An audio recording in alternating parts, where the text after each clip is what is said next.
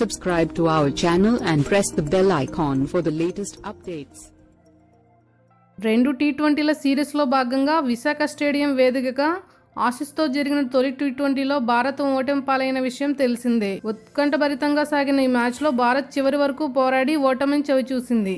అయితే ఈ మ్యాచ్లో భారత్ పేసర్ ఉమేష్ యాదవ్ చివరి ఓవర్లో ప్రత్యర్థులు, అందులోనూ ఇద్దరు బౌలర్లు 14 పరుగులు చేయకుండా కట్టడి చేయలేకపోయాడు.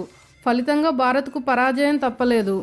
అయితే ఇప్పుడు ఈ మ్యాచ్లో జరిగిన ఓ ఘటనకు సంబంధించిన ఓ వీడియో సోషల్ మీడియాలో వైరల్గా మారింది. బుమ్రా బౌలింగ్ చేస్తుండగా కోహ్లీ, రోహిత్ శర్మ అతనికి సూచనలు ఇచ్చేందుకు వచ్చారు.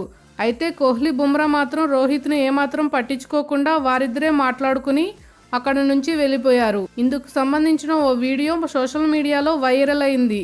వైఎస్ కెప్టెన్ హోదాలో ఉన్న రోహిత్ని కోహ్లీ, బుమ్రా అవమానించారంటూ నెటిజన్లు ఆగ్రహం వ్యక్తం చేస్తున్నారు. మరికొందరు మాత్రం ఇది రోహిత్ని అవమానించడం కాదని, అసలు రోహిత్కు జట్టులో చోటు ఇవ్వడమే ఎక్కువ అంటూ ట్వీట్ చేస్తున్నారు. అయితే కాపీరైట్స్ నేపథ్యంలో సదరు వీడియోను సోషల్ మీడియా నుంచి తొలగించారు. కానీ కొందరు నెటిజన్లు మాత్రం అప్పటికే వీడియోను డౌన్లోడ్ చేసుకుని స్క్రీన్ షాట్స్ తీసుకుని తెగ షేర్లు చేస్తున్నారు.